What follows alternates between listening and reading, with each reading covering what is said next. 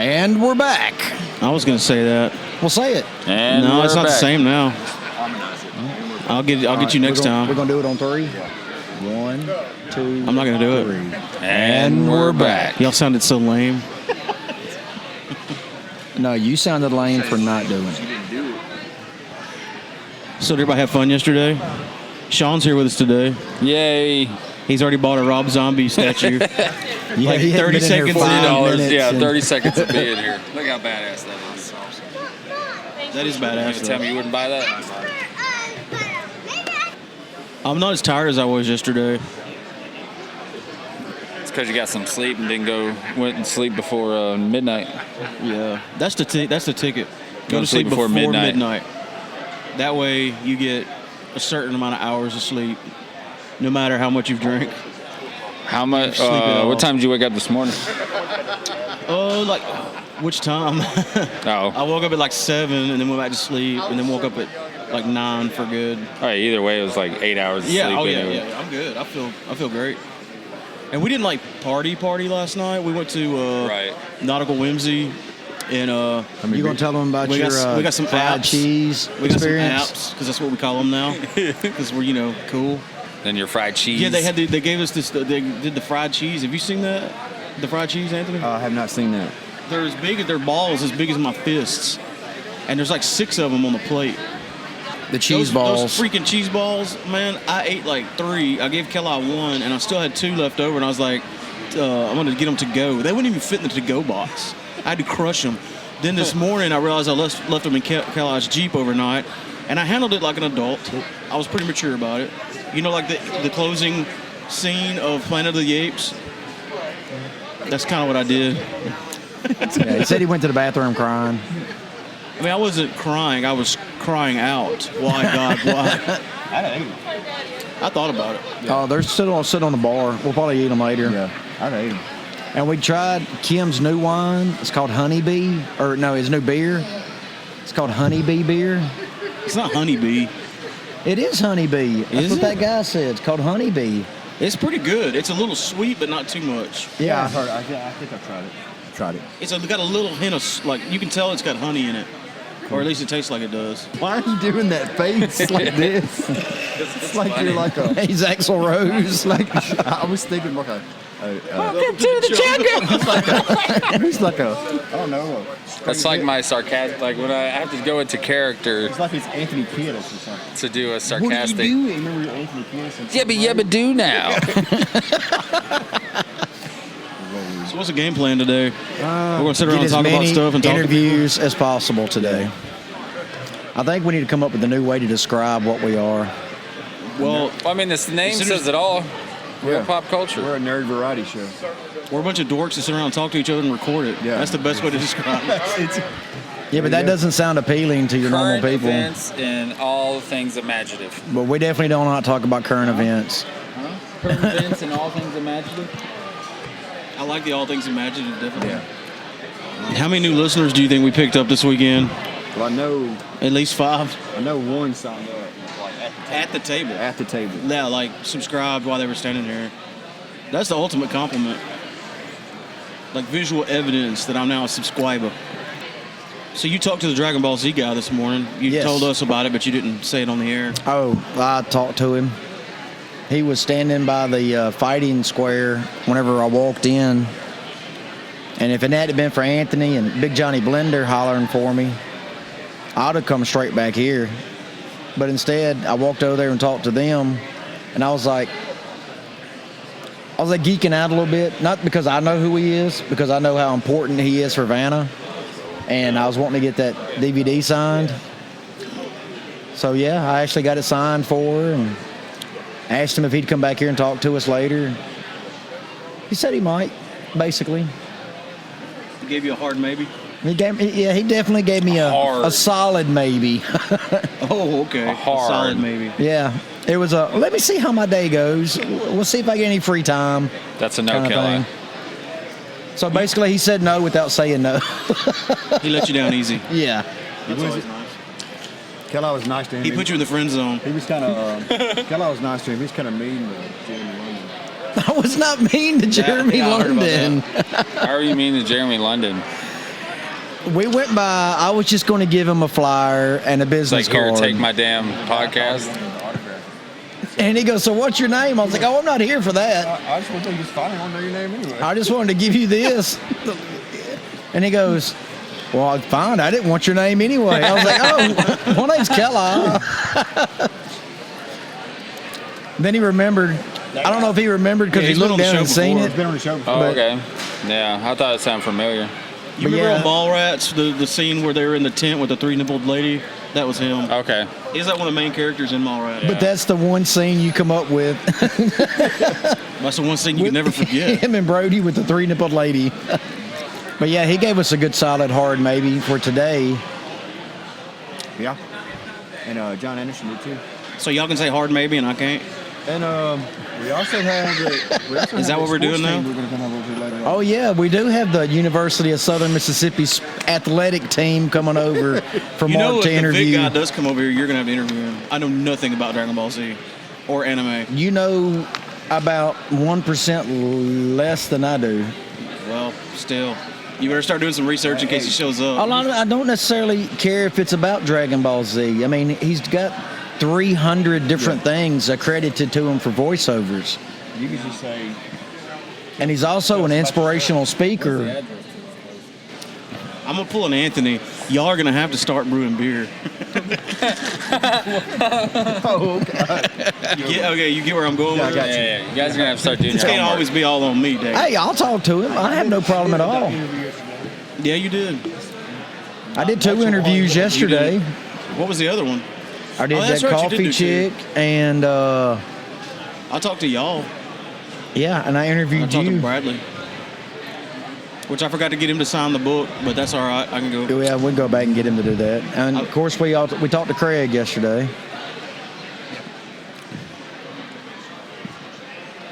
So yeah, I mean, I have no problem stepping in and talking to somebody that I have absolutely no idea what's going on with. I just sit and ask them the same questions. What's your favorite color? Do you like long walks on the beach? I like toast. What do you prefer on your toast? Jelly or jam? I don't want to hear any crap about vinaigrette, and you'll know what I mean by that. But I ate a brioche toast with Irish butter and jam today for breakfast. A what? What did you say about my mama? Brioche toast. Laura bought some brioche bread. Brioche bread. Brioche. It sounds made. That sounds made up. Brioche That's Not what real. Sonic uses as their buns with now. Irish butter and Smucker's jam. So you put something awesome on something not real. So you ate nothing for breakfast. You ate So Irish you ate butter some and jam. jam and Just put it on your butter hands mixed and together. Just licked it off. Brioche is what they usually make French toast out of. I'm sorry to hear that. Yeah, I think Hardee's and 'Cause I actually Sonic had some uses respect for brioche. French toast. Why do you not like brioche? I just don't like that word. It sounds stupid. Mark said it Like if sounds that, made if up. that word was a person, I would bully it. Go bully the bread. I'm a bread bully. Brioche. Man, why don't you just call it bread? It looks like bread. If you showed me that picture without the word, I'd be like, oh, there's some Well, bread. if you ate it, you'd say this is a different kind of bread than normal. Yeah, it's like if you get sourdough bread, you just don't call it bread. Yes, I do. If you Because that's eat what it is. Wheat bread, you don't just call it bread, it's wheat bread. So if you're saying there was some brioche, see how stupid saying it. Sit on the bar. Not as stupid And I as you look said, when you and I say it. said, and I said, hand me some of that bread. You'd be like, what? What are you possibly talking about? Well, if you got more than one type of bread there, yeah. And if it was like 5 different. But if it is identified as bread, Yes, I mean, it looks like bread. but it ain't sunbeam. It's trying to be something else. And I don't like that. I don't like lies, okay? So if I'm, I'm just took weird. a Metallica CD and a Justin Bieber CD and Oh, said, come on. that's music Oh, right there. come on. And you're just like, hey, hand me that music CD. And Mark would be like, I would never "Which say, hand me CD?" that music CD. Not to be mistaken with a CD-ROM. Oh, yeah, I want to play StarCraft All right, we 1. gotta end this. Hand me that CD-ROM. Let's have a discussion about Lefty Loosey Righty Tighty. I use that. Mark gets mad I about know, but I use it. Lefty Loosey Righty Tighty. I use it at work. That's a lie. You're going in a circle. There is no right or left in circles. I'm just saying. I'm just saying. I like to say stuff too.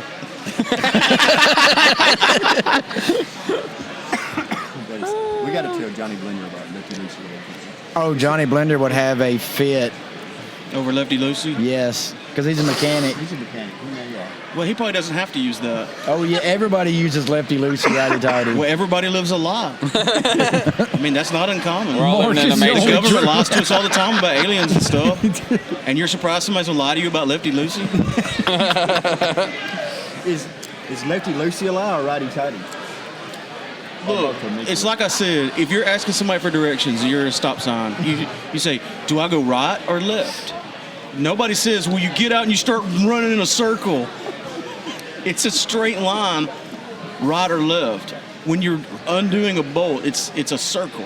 Okay, there is but no right or left. you still in have circles. to turn the steering wheel, which is a circle. So you have to turn it left or you have to turn it right. Yeah, to go in a linear way. Direction. Left or right. But You're not going in a circle. Just because you're turning a But circle doesn't mean you're going in if you one. turn the steering wheel left, you're going to go in the left-hand circle. If you do not Nobody would straighten it say back that. out. Take a left-hand circle at the stop See what I sign. started? Nobody's ever said that. I ended the bread thing, though, didn't I? Yep, you sure did. This is a hill I'm ready to die on. I'm fine with that. Yeah. I'll take an arrow to the knee for this one. Me against the world. The fall of Lefty Lucy. Middle fingers flying. That's what I'll be known for. That's what we're putting on your tombstone. Here's the Vincent. guy that killed Lefty Lucy.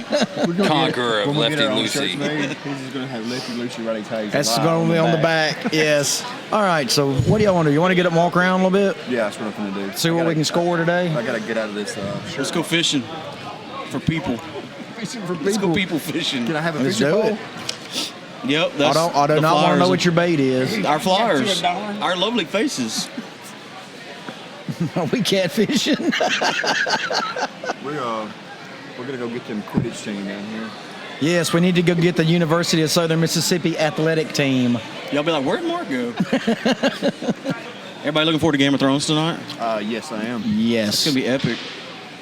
I can't We're believe going to put it through the PA again. Yeah, it's very bittersweet because I am I'm looking forward to it, but it's the next to the last episode. I am shocked that they built the Night King up for 8 seasons or whatever, and then killed him in the one episode. Yeah, I think the reasoning is because it's the reveal that Cersei is the big bad, and he's like the mini boss you have to beat to get to the Yeah, boss. okay. I'm not. This is my theory, and I don't know if Reddit has anything about it because I don't know how to crank them up yet. Yeah. But, I think they built him up, especially in the latter seasons, because of the prequel they're doing. He's going to be a part of that. Yeah, because he's like thousands of years old. Yeah, so probably. he's going to be a part of that. Of the prequel, it's going to be like 1,000 years before Game of Thrones begins. So I think 1,000, a long time ago. Wait. It's gonna be about the first men. It's going to be about the first men and the making of the Ice King. See, that would be cool because then it brings the children of the forest in Right. that they just barely touched on. So that's why they built him up so much, I think. And then pretty they good could bring in the theory. children of the corn too. She needs a baby daddy. Oh, somebody that just walked by. Yeah. Yes, that was nice. Yep. That was nice. You gonna leave that in there, Kelly? You know what I'm leaving in from. You know what Hey, you know what I'm leaving in from yesterday. See, now I'm editing all this. No, you're not. From yesterday, Kelly's like, huh? What? I was like, oh, did you have something in your eye? He said, Hey, yeah. give I this said, to Kelly. I want him to Spider have Gwen, that. maybe. I wanted to take a quick minute to tell everyone where they can find real pop culture online in what we call The List. You just made the list! Thank you, Chris Jericho. You can go to www.realpopculture.com. That's our website. You can listen to episodes right there. You can download the Podomatic app, search for Real Pop Culture. You can download and listen to episodes there.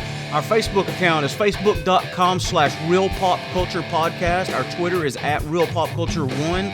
We're on Instagram, search for us there. We're on iTunes, Google Play. You have to go to Google Play Music and then search for Real Pop Culture. We're on Stitcher, TuneIn Radio, Player.fm. All episodes are re-aired on The Edge Radio US Wednesday nights at 8 p.m. You just made the list!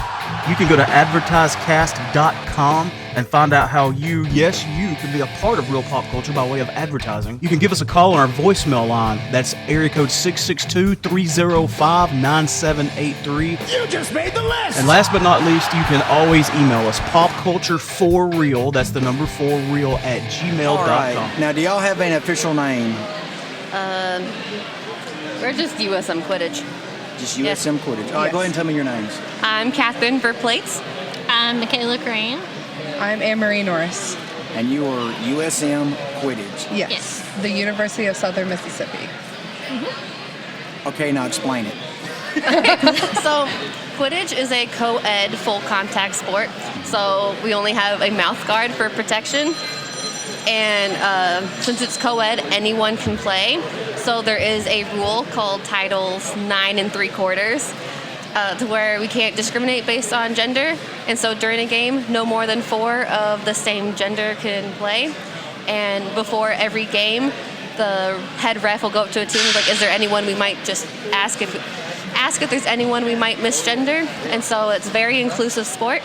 Our team has only been around for 6 years, and it's been around long enough to have 12 different versions of the rule book. 6 years. Yeah.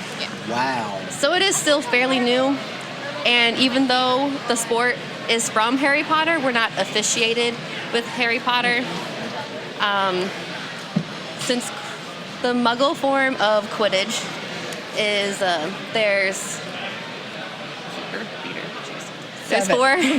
four positions, as in like the book. So there's a keeper, they guard the goals, chasers who are in charge of making goals, beaters whose job is to keep goals from happening, and the seeker whose job is to catch the snitch. The best part is the seeking, because the snitch is an actual person. So it's like a tennis ball attached to a sock, and it's attached to the back of someone's shorts, and they have to run around the pitch before, and so the seeker has to catch the snitch for the game to actually end. Okay. Now, scoring. Scoring is it's a volleyball or what is called a quaffle in the game, and you score it through one of 3 hoops. All 3 hoops are equal the same amount. 10 They points. all are 10 points or 1, depending on how you want to write it down. And then catching the snitch would be 30 points, and then ends the game. The game lasts at least 18 minutes, and So is it before. set up in quarters, or is it No, just it's 18 straight? minutes straight Straight. before the seekers are released, and so the game does not end until the snitch is caught. And the longest I've seen a game go is at least an hour. Wow. Yeah. Now, how many people do you have on your team? We are a small team. For a majority of the years we've had what's called a skeleton team, to where it's just enough for people to play. So the lowest we've had is 7 people. The most we've had is like 25. But you can only take 21 to a tournament. Because at this moment we are the only Quidditch team in Mississippi. So you automatically get a national title, right? I wish that's how that worked. Wish. So we're a part of an organization called USQ, United States Quidditch, and you have to be recognized by them to be considered an actual Quidditch team. And for where we are, the South is considered from Mississippi to like Florida, and Alabama and Georgia doesn't have a team, so we have to travel for Florida most of the time, and then we go over to Southwest, which is like Texas and Louisiana, and we play LSU a lot of the time. Okay, well, how many official teams are actually out there? Do you know? No, but it's a lot. It is a lot. Oh yeah, it's all over the country. Yes. And then it's even played worldwide. Yes. There's an actual World Cup. There's like an international cup that, like England, Australia, that's coming up. They normally do that during the summer. That's pretty cool. 'Cause I've never heard of this other than Harry Potter. Yes. We've seen some YouTube videos, but we actually thought it was a prank. It's an actual thing. It's an actual That thing. is cool. Now, do you play position? Yep. I'm a beater. I basically play dodgeball. Okay. I'm a chaser, so I'm the one that tries to score. And I'm a beater as well. That is too cool. It is. Yeah. I love It's it. really intense, though. Our problem when talking to people about Quidditch, because they see Quidditch and they think Harry Potter, but they don't It's a lot more realize how much of a intense. sport it is. The worst I've seen is a shattered leg. Because you are playing against, since it's co-ed, you're playing against a lot of the other genders. And so it's like big men, and you got like tiny people, and they just get ramsacked. Did we have someone last year shatter their elbow? Probably. The worst I've gotten is a concussion. I had a huge bruise. Or actually, no, I've damaged my intercostal muscles, bruised the hip. Got cleated multiple times. Community teams are really intense. They're scary. Yes. Community teams. Yep, so Yeah. there's the college level and the community level. The college level, you just have to be enrolled in the university. And so that's mostly like people in their 20s.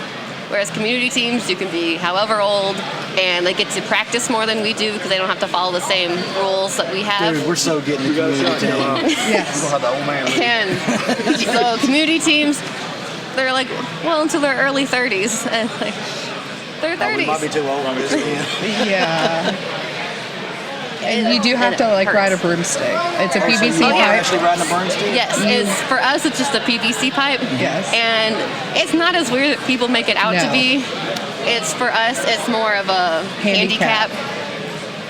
Because since our beaters are mostly playing dodgeball, if I hit you with the dodgeball, that means you're out temporarily. So you have to get off of your broom, and it like signals to everyone that you're out of play until you run back to your own hoops, tag in, and come back.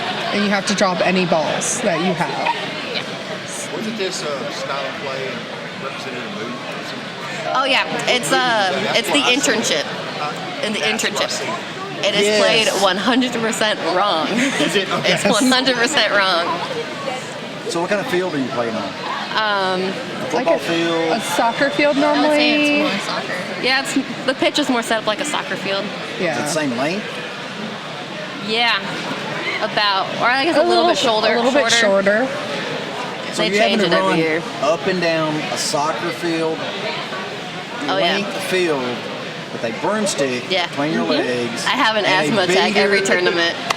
Wow. There's a lot Yes. going on at once because you have like the beaters doing their thing, and then the chasers are doing their thing, and then once the snitch gets out, you have them doing their thing and the seeker at the same time. It's There's just, like a 6 lot refs on the field at all times. to keep up Yes. with all the different positions and what's going on.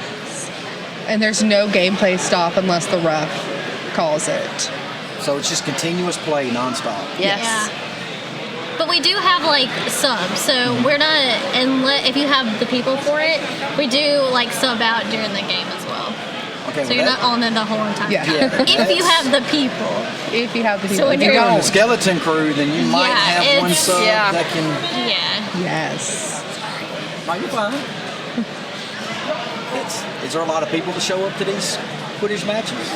Normally Yeah. just, the teams and then the family members definitely For like come in. bigger universities, it's a big thing. Since we're a small school, and since we're the only one in Mississippi, we only get like a couple teams coming out to our tournaments. Yeah. Well, how would other schools get one started? You just have to go to usq.org, and they have easy links to follow on like how to start your own Quidditch team.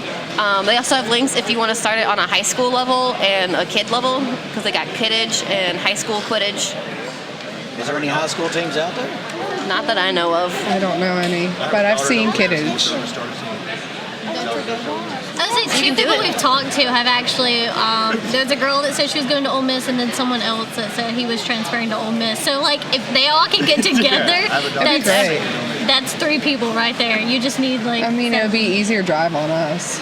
Yeah, Yeah. we could. Because the regionals this year was 9 hours away for us. That's how I know about Harry Potter versions. I have $3 and they're all 23, 21, and 17. So Yeah. I got it all on VHS, DVD, and all on my DVR right now. So I know Harry Potter. Oh, well, I don't have kids, and I just bought them straight up to watch it. So we heard about it. So this controversy is for the nerd sports. We have the fighters up there. We have the Quidditch team. We have Going with what they're talking about, I don't think this is a nerd sport. people are going to associate with it. Mark wanted me to do it. Oh yeah. You scared our main guy It's like, I'm not sitting there walking away. because he honestly thought it was just like the Harry Potter thing. Nope. Oh no. That's been our biggest problem with recruitment. Yeah. A lot of people think it's just a club. Well, maybe this will help a little bit. Yes. Actually getting to explain how you play it because we honestly had no idea. They got an old man. We can start our own team. And it ain't nothing like Harry Potter either. Yeah. Yeah. We got to get one more person. Harvard has a Quidditch team. Harvard's got a Quidditch team. They're really good. Yeah. Harvard's good at everything. Yeah. Yeah. Yeah, they just had the National Cup like 2 weekends ago, and it was in Texas. Nice. Texas has a lot of teams. Yes, Yeah. they do. That is cool. They're Do tough. y'all have a website for the USM Quidditch? We have a Facebook page. Okay. What is our Facebook page called? I think it's Southern Miss Quidditch. Southern Miss Quidditch? Yep, Yes. Southern Miss Quidditch. Okay. Any way else? You got anything else you want to plug? Instagram or That's that- all we have at the moment. We're actually in the process of like doing more with it because like we want to get business cards started this year. Maybe if we get invited back next year, do like T-shirts and stuff for sale. We're in a big transfer of power. Yes, we are. If y'all come back next year and you get T-shirts, I want one. Definitely. I definitely want We want to USM go like Quidditch. all out. We want to do koozies. We want stickers. Keychains, let's do it. Keychains are easy. Stickers are easy. Yes. I mean, we normally have stickers, but our sticker guy, wherever he went, did not order them in time. So We didn't think we were going to be this popular. Yeah, we didn't. We thought we were just gonna, just be chilling. Yeah. Yes. Yeah. We. now, are y'all doing Awesome. another show in today? It was at 12:45, but there was no one here. Also, it was during Sean's Q&A. Yeah, we It's like they're gonna be paying attention to him and not Yeah, us. so- We don't want to interrupt We that. didn't. Well, they're gonna let y'all redo it. We didn't ask. We didn't ask. We called the Jamie. weren't that concerned. Because we did 3 yesterday, and Yeah. And we missed all 3 of them yesterday. Yeah. well, we are popular with the kids. Yes, very popular. So it's really fun playing with them. So I think next year we kind of want to do something geared more towards kids because they seem like to have a lot of Well, yeah, I mean, if you get the Quidditch set up, then you're already set up for your community teams, your high school teams, and your college teams. Yeah. So that has to be pretty cool.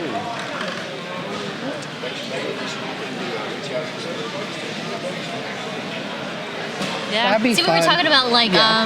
making LSU come with us. Yeah. Now, do they come to the other teams, or y'all just Nope. travel to Florida? No, the farthest we've gone is Texas, and we'll travel all the way to South Carolina. The farthest, well then, we've gone to Tennessee at one point. But they don't travel down here? No, the ones that come to ours would be one Florida team and the 2 Louisiana schools. That's what I'm saying. Yeah. Yeah. Maybe we can get Oxford team set up here. I'm actually fighting for this, dude. I want to watch a Quidditch game. I'd say if they want to like contact us through our Facebook, we could try and help a little bit too. Okay. See if, The games get really intense. People get extremely competitive. oh yeah. Yes, it is. It's extremely It's scary. impactful. Yeah. And it's funny because I just like to think of Quidditch as a drunk joke that's gone too far. But it's been so long that you kind of just like have to keep it going. That's what this podcast is. Pretty much. Yeah. We were drunk when I said, dude, we ought to do this. And Drunk Quidditch is a thing. we still do this. Well, thank y'all for stopping and explaining this to us. Thank you for having This us. is fun. This episode drops, we all know what time going. Yeah, we'll tag the Facebook page. That way you can share if you want to. We're making so many friends here. Feel I famous. love it. Is this y'all's first time? Yeah. Cons are on. No. This is my first con ever. Yes. This is our. And seeing people, I'm like, oh, that's such a good cast. I'm like, I have no I've been idea who going you to are, but you look good. Since like 2017. So, and I'm very much the biggest fangirl on the team. Yeah, She's the our con expert. person. I'm the expert. We're just following her around. This is Okay. This podcast is aired on Yeah, y'all were fixing to literally go worldwide. Oh, wow. 109 countries. I'm excited. You're famous today. So maybe when y'all come back, we can have you back on. Yes. I'm excited. Yes. Yeah. This being here has been super beneficial. Yeah, Yes. it's been fun. Well, I thank y'all again very much for coming and talking to us. Thank you. This is so much fun. And anytime y'all ever want to get back on here or y'all got something big going on, just get up with us through Facebook or something. We'll do a call in. Or I'm always in Hattiesburg, so Yeah. We have our own tournament. It's called the Hub City Cup, and we haven't decided on a date yet, but it'll be in the fallish. okay, definitely let us know about We'll that. post it on the Facebook page as well. We Okay. usually have like an event set up on there. Yeah. So. Sounds good. Thank y'all again. Thank you. Yep. All right, we're in the red. What's up, man? How you been? Good, man. It's good to see you guys. Yeah, was it 2 years ago today when you were our neighbor? It Absolutely. wasn't last year, it was year before. Right. And, well, nobody can see us. I guess I should introduce Matthew actually sitting here with us. Yeah, so it was 2 years, so we got some catching up to do. A lot's been going on since then. God, yeah, it's been crazy. It's been a crazy 2 years, man. No doubt about it, man. Yeah, because you started out, correct me if I'm wrong, just doing the artwork stuff, but Right. now you're doing TV and movies. I and am. I've been in over 30 different TV shows and films over the past year alone. Wow. Some of those being like The Resident, Ozark, The Gifted, The Originals, Nashville. The list could go on and on. I've been more than blessed, man. It's How do been you find crazy. time to do all this? I don't sleep. You don't sleep I at all? honestly don't. I'm actually doing a show where I'm headlining with Peter Cullen, which is Optimus Prime from Transformers, and Alan Oppenheimer, which is Skeletor from Masters of the Universe. Nice. And we're headlining in California in about a week and a half. So I've literally got 6 hours of sleep last week finishing artwork for Alan and Peter both. Oh, So, wow. It's just what you gotta do, man. You gotta sacrifice to make some people happy sometimes. And that's Yeah, what I'm doing. those shows were big in the early '80s. They Absolutely. got to be getting on up there, Oh yeah. and they still do stuff, right? I mean, Absolutely. they're still Alan, doing, I think he's like 82. and he's still doing the Optimus Prime voice, right? Well, And- Alan, he's Skeletor. Okay. But, they're doing stuff all the time, and I know Peter. He's still doing voice work for Optimus whenever they ask. So I couldn't imagine anybody else doing a voice. I know that's a very distinct It voice. sure is, man. You just gotta be that guy. Yeah. But yeah, I was telling Lynn earlier, I look at people like y'all that have so much on your plate and you get it all done, and I'm like, give me some tips on time management other than no sleep. I can't hardly get in the stuff that I try to get Honestly, in. it's just about determination. It really is. Just seeing that finish line at the end of the tunnel and knowing what it's going to mean to people and everything. Because that's the one thing, I don't want to disappoint anybody. And if Yeah. anybody's ever met me at a show, I do everything in my possible power to make you happy or make you laugh or whatever when you are at my booth. So I never want to disappoint anybody, and that's the biggest driving reason why I push myself to get things done on time as much as possible. And loving what you do doesn't hurt, I'm sure. No, that's the key, man. If you don't have that heart and that passion, then it shows. It really does, and you won't last that long, no matter what you're doing. Either you're mowing lawns or baking cakes. You're Right. not going to do it very long if your heart's really not in it.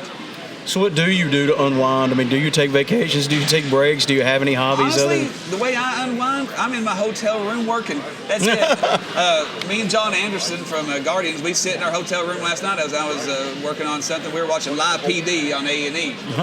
Stuff like that. That's, getting to talk to you guys, friends Yeah. like that, family at shows. That's the biggest relaxation time for me, man. That's what I get most out of anything. Do you get a day off? I mean, the cons are typically the weekends, Yeah. and then when you're on set, that's probably during the week or both. It is. During the week, I'm either in Knoxville, Nashville, or Atlanta doing some kind of acting gig. Thankfully, thank God, knock on wood. But on the weekends, I'm somewhere across the country. I'm always traveling and doing a special celebrity signing at conventions across the country. Yeah, I would imagine at some point, if it hasn't already, you would be at a con set up and be like, hey, there's the guy that does the cool pictures for the celebrities and all that stuff. Yeah. But then it's eventually going to become, hey, that's that guy I saw on TV last night. It's getting kind of crazy. It's kind of crazy. I've been typecast as a cop and a detective on a lot of these true crime shows that I've been doing.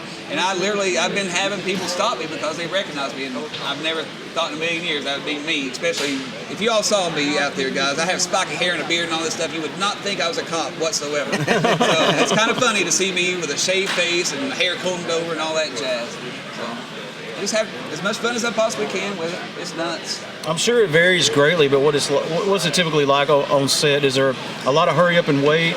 Lots. Is there some of the, like, you go back to your trailer or wherever you're at and then they call you back because That's kind of they how forgot things something? go. or- Either a holding type situation or you have your own, trailer type situation. I got you. Yeah, it's a lot of hurry up and wait, man. A lot of standing, a lot of redoing the same thing over and over, for hours on end.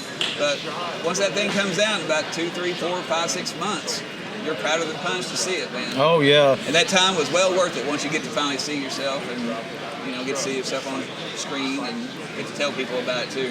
I would imagine as busy as you are, as many appearances as you've done, at some point it'd be like, man, I've got this already booked, but I got offered this, and you can't be more than one place at once. So. Well, actually, it's funny you say that. I was actually asked to be on another episode of Snap this weekend, and chose the con. to come here. I don't want to let anybody down, so Yeah. I don't let anything like that happen.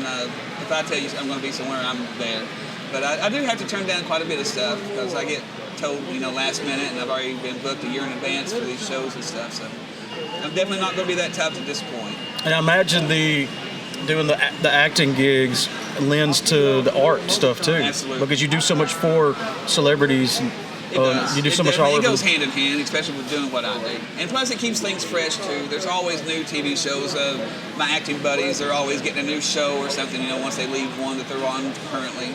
So it stays fresh, and it gives me more options of things to do too. Right. And we're in talks right now to. I guess I'm going to make an announcement here that I've never announced. All right, anywhere exclusive. Else. I like We're actually exclusives. in talks to do a movie right now. Oh, good. So we're in the very beginning stages.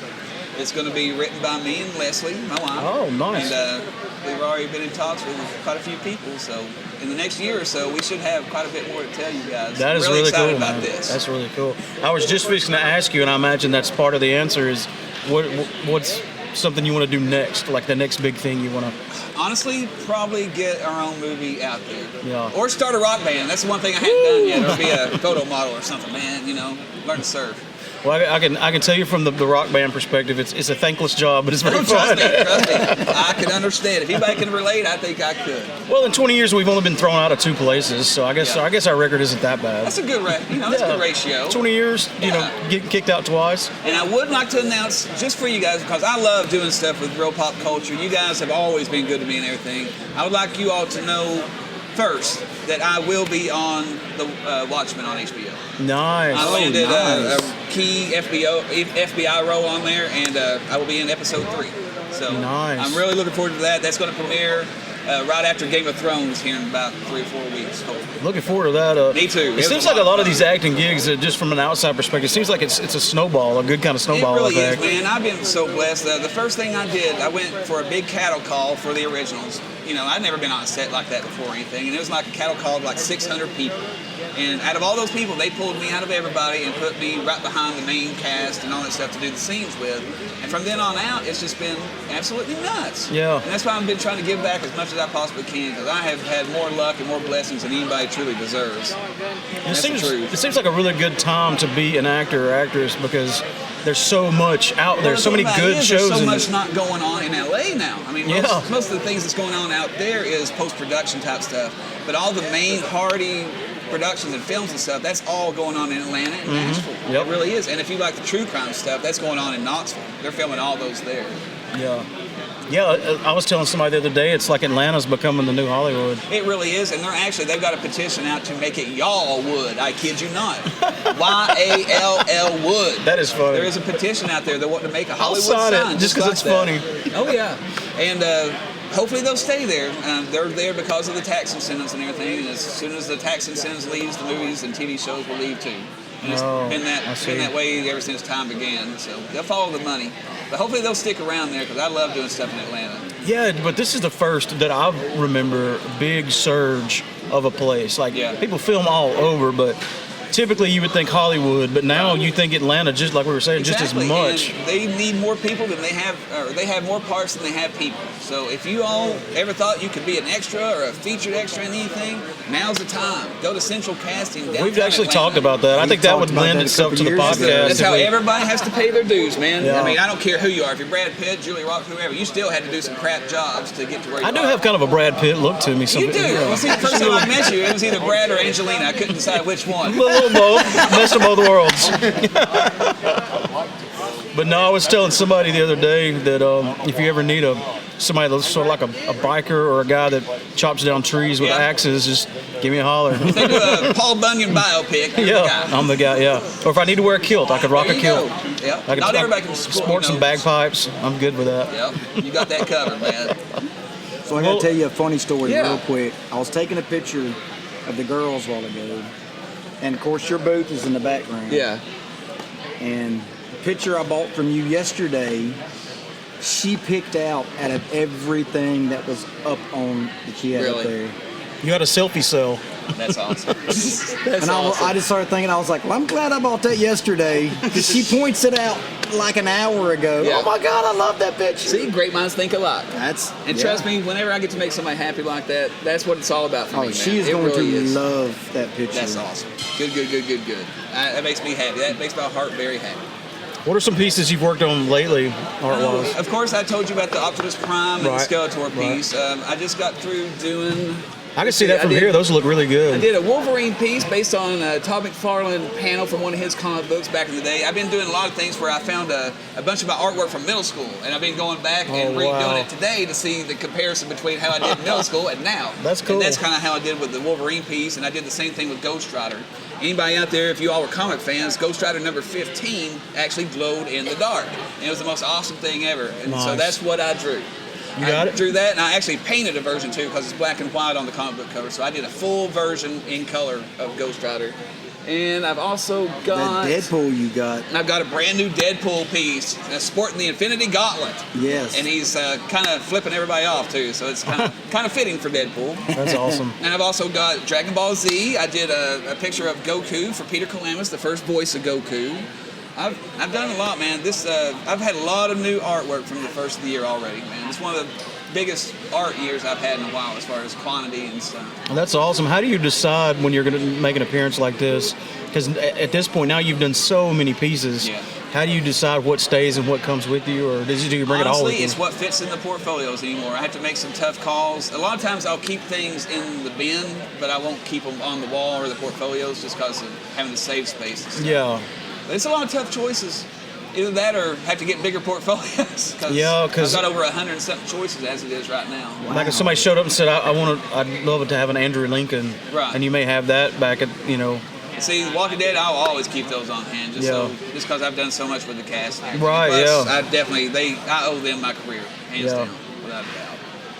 Yeah, okay, I'll say Rick Grimes right there. And No, that I was one just. was actually featured on The Talking Dead last season too. Oh, nice. Something Yeah, I else, if remember you all them like pulling Walking that Dead. up. Yeah. Chandler Riggs, his house in Sonoya, where everybody tours now in Georgia, it actually has my pencil drawing and painting in his house where people tour now. Sweet. So The Walking Dead, they have been so good to me 1,000 times over. Atlanta, that's Over where the line. they- Exactly. they've had a big part in the Atlanta scene. Absolutely, without a doubt. They have pulled a lot of attention down that way. Absolutely. Well, update us again on all your social media, where people can find your stuff and what your Everybody, schedule. you can find my website. It's artofmatthewatchley.com. It's MATTHEWATCHLEY. And from there, it has all my social media. It has Facebook, Instagram, Twitter, all that jazz on there. And I've got a complete tour schedule on there, too. So I will be in a city near you. We're on our the Wayward Sun tour right now. It's a 5-week tour. We're going all the way from this show right here in Tupelo all the way to California, to Mobile, to Chicago. Wow. So we're going to be hitting all kinds of shows on this little tour we're doing. And we've got all kinds of special announcements coming up. So stay tuned. I'm going to be posting everything on all my social media. Absolutely. Well, I hope to see you again here next year. We can catch up Absolutely, again. guys. It's Or always maybe good to even see you before guys. then, you're all over the place, and we're kind of all over the place too between the band and this. So Right. maybe we'll run into each other. Hey, the good ones always do, man. They say the cream floats to the top, right? There you go. There you go. Well, thanks for doing this again, Hey, man. I my don't want to keep you pleasure, long. man, I know as you always. got You to guys load are up and hit the family. road. Before you leave, we need to get you to sign our book. We could have Okay. made this a 2 for. Oh, 2 for 1. John making his way. Look how tall you got this microphone up. Like, what the hell? We wanted you to be able to sit down. Oh, we got the mutant coming back to the podcast. You don't need it way up there. Yeah, right. Behemoth. You remember like Deuce Bigelow? Remember that chick? That's a huge bitch. It's a Sasquatch. Real funny, guys. Real funny. No, What's I going was on, just guys? resetting stuff. So. Oh, okay. Or are you not recording any of that? We're recording. Oh, now. okay, right on. Hey. We stay in the zone, man. We're always turned up. Right. How you Especially been when we doing? got you coming over, we know we need to have it off the bat. That's right. Yeah. He's gonna say something crazy. Get it on film. It's been a busy day for us. Like I was telling somebody earlier, Sundays is always a better day for us Right. because everybody's, closing up shop and got time to come do an interview. So we always get all of our interviews almost on Sunday. Right. But right. how's it been for you this weekend? It was awesome. I love Tupelo, man. This is like the little second city to Birmingham, man. Absolutely. That's not too bad of a drive. No, it's a couple hours. Yeah. Oh. I'm And it's not a wrapping this hard up, drive. though, 'cause I'm gonna go hit the road. You guys take it easy. And we'll just hold the microphone out as you run by next time. Sure. You got until I get to the door to get this. I'll just follow you out to the car with a mobile unit. But yeah, man, it's been, what, a year since we... No, it was Railroad Festival. I was at HorrorCon here last time. I didn't come to Tupelo last We talked at the Railroad Festival, though, last year. So Right, Amory it's been a Railroad year. Festival. Yeah, I met John Anderson, the country singer. That was cool. Yeah. So catch us up on everything between last year and now. Just What have we hitting the missed? highways, man. A bunch of movies, TV shows have been coming around. SAG actor now. That was pretty cool. Got into the guild, the union, if you will. That's moving up, moving forward. Get the chain down the field. Nice. I saw the teaser that you posted on Facebook, and I haven't seen Endgame. I'm supposed to go to Tuesday to see Endgame. Sure. Well, did you make it? Were you in there? I have only seen it the one time. Maybe, did I say? Yeah, it's one time so far. And people tell me they saw me running around in this specific scene, but I have not seen it yet. But I saw it in IMAX 3D, so everything's like blurry and crazy anyway. Yeah. So. But you did shoot scenes. I mean, you were there. Yeah, I was Okay. in Endgame. Nice. Yeah, I was there. So how many is this for you? That was the 5th Marvel movie I worked on. Nice. And every time is a Reaver? No, that's time I was just a human being. Same thing with Panther, I was just a regular guy, as a reporter in that, and then Spider-Man: Homecoming, I was a tourist. So Nice. And I I don't saw know, man. The boss is back. Maybe we'll get it back into Guardians 3. We'll see what happens. Yeah, that'd be great. Yeah, it was cool to see that you did Doom Patrol. Yeah, Right? I know. I felt kind of dirty doing it too. You did? It's like I felt bad. Like I was playing for the other team, man. I shouldn't have been doing it. Like I was You got to run the gamut. You got to do it all. You know? Yeah, man. If you got money, pay me. I'm in. But I just got into the Doom Patrol show, and that's really cool. DC's got its own streaming service now. But I'm a little concerned because like everybody wants a streaming service now. I think we're in the middle of the streaming service wars. That's going to be a big one. Disney Plus is going to put a hurt in. Oh, yeah. And they own like what is it, 60% of Hulu now? So because they bought the Fox acquisition. And they're only going to be like $6.99 a month. Yeah. So I'm all about some Disney, and that's like all the new Star Wars shows. You get the Marvel shows coming back over there. Netflix kicked them to the curb, so let's see what they come up with. Yeah. And they got the big money because they don't just do streaming. They do quite a few other things. I'm thinking it's going to be like Marvel's car characters on movie budgets on a TV series, and that's going to be killer, dude. And again, with it being cheaper than Netflix, a lot of people are going to jump ship because I listened to Kevin Smith's podcast, and they were naming off all the stuff that Disney owns that they could put. Yeah. It's like the things you forget about, Sure, like does this mean that Tim Curry is now a Disney princess? Is part of that crew now? Yeah. Maybe so. Yeah. They own ESPN too, don't they? ESPN? No, they didn't get those. They didn't get ESPN? I don't think they got any of the sports or the news or any of that. They got all like the film archive Right, okay. and all the film TV shows, but they didn't touch any of the live broadcast stuff. I have fun watching your Facebook. Where's Brother John? How did that start off? I don't know. It just started as a joke about a year or two ago. Like actually, when Guardians of the Galaxy started, it was kind of like Where's Waldo, but with more me. Yeah, it works though. And I'm a hell of a lot easier to spot than that guy. I'm like taller than everybody. Everybody was asking me. I got here Friday. I forgot about Doom Patrol, and then somebody messaged me on Facebook. It was like, "Hey man, I saw you on that show last night." I'm like, "Oh cool. I haven't seen it. Still haven't seen it. I'll get around to it." Sooner or later this week, I'll be sitting at home and get my free trial and go back to watching Marvel stuff. Was that season 2 of Stranger Things you were in? Yes. Yeah. Okay. Yes. You probably can't. You can't tell us if you are in season 3 probably at this point. I 'cause- couldn't tell you anything about it, to be honest with you. But I guess July 5th week or July 4th week. 4th, July 4th. Yeah. So we'll see what happens, man. Right on. What is your prediction as far as, even though I haven't seen Endgame, Sure. I know that it's kind of the wrapping up of a kind of a phase. Right. And what do you think is going to be next for the Oh, Endgame was awesome. I'm gonna spoil it for you. spoil the shit out I'm of gonna it? spoil the shit out. Yo, E.T. showed up. Oh yes, finally. Cheech and Chong made a cameo. Of it. Yes. No, I don't know. I don't know what they're gonna do in Phase 4, but my personal vote is I want to. You've got Fox under your belt now. Let's get a proper world-threatening, like psychotic, evil Doctor Doom villain here. Let's build up like Thanos to a Doctor Doom movie. I think that's what's begging to happen. Do you think they'll incorporate the X-Men, or do you think they're going to save that for? I couldn't tell you. Who knows? I mean, they think, could now. I think they're going to do like Star Wars when they bought Star Wars. They'll cherry pick things out of the books that they liked, and some things will come and some will go. But honestly, if it was me and I was doing it on Disney Plus, that's where I'd be putting the X-Men. Is like do an actual X-Men with Xavier, Wolverine, all those guys. Do a TV show out of it. Yeah. Oh yeah, that would be And a good. continuing story arc, where it's like, you get, build up like they did in the MCU movies, get somebody like, I don't know, but they kind of ruined Apocalypse at Fox, so I guess he's not the best example, but, Magneto's kind of overdone. Like, Yeah. There's so many villains, though, in the X-Men universe that you could do, like, I'd love to see a series of TV shows of X-Men with, like, Mr. Sinister as the main bad guy. I thought he was crazy. Well, Marvel has a way of making you care about things, or want things rather, that you didn't know you wanted. Right. Like I didn't even really think Guardians of the Galaxy in comic books was like, an A-list team, and then now, boom, it's one of the biggest movies. It's like, It's kinda and funny, everybody man. loves Guardians of the Galaxy now. Yeah, they're taking D-roster stuff and making it A. Making it A, yeah. So Well, even Iron Man wasn't that huge in the at comics. best, you could call him C-list, Yeah. Yeah, I mean now he's basically Marvel's Batman in a way. Right. Yeah, I guess he translates better to film though. The Iron Man. it movie. does, yeah. I didn't know I wanted an Iron Man movie, but I found out that I Glad I did. did now. Yeah. I'm glad I didn't know I didn't want it, but I'm glad I got it. I was reading an article actually this morning on Facebook. Somebody posted from a few years ago about Marvel going with 2 unknown actors, Chris Hemsworth and Tom Hiddleston, risking it all on a movie franchise called Thor. Like, will this be successful, or the linchpin that kills Marvel? I'm like, well, boy, you guys were wrong. Yeah, for real. Go ahead. Oh yeah, I was gonna say it's been a lot of fun, man. But I actually do gotta. Yeah, hit the road you need to hit the and, road. It's going to be dark soon. But I'm glad I stopped by. You guys are awesome. It's good to see you again. It's Absolutely. been a hot minute. Yeah, Oh, every yeah. time I see you around, I always want to snag you for a minute and catch up. So it's Sure. always nice to see you.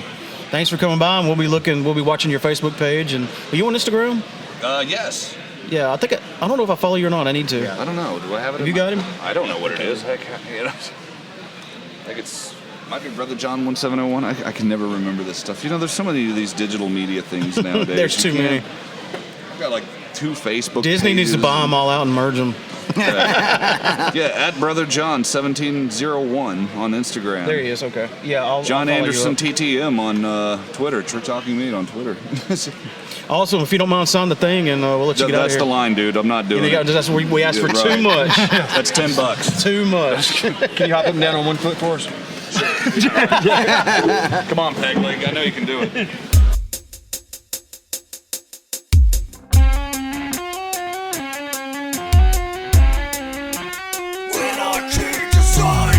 Those new band shirts look awesome. Where did you get those done? At Anarchy Design. They do screen printing now?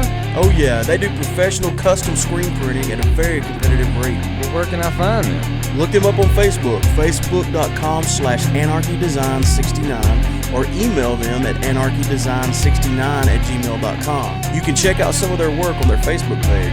When you're ready to order, you can send them your idea, or they can design it for you. It's a one-stop shop for all your screen printing needs. That's anarchydesign69@gmail.com. It's a one-stop shop for all your screen printing needs. That's anarchydesign69@gmail.com. That's embarrassing. All right. What's y'all's names? Aisha. Kai.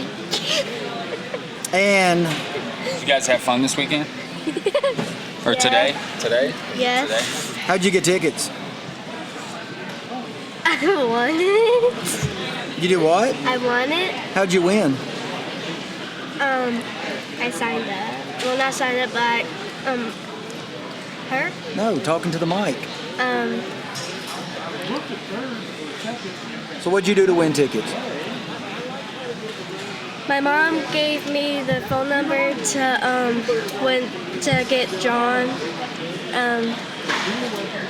So you just called the voicemail line? What'd you tell them? What she said,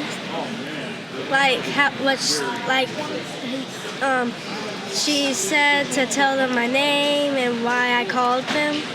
And it was that easy, wasn't it? It was easy. And look at that.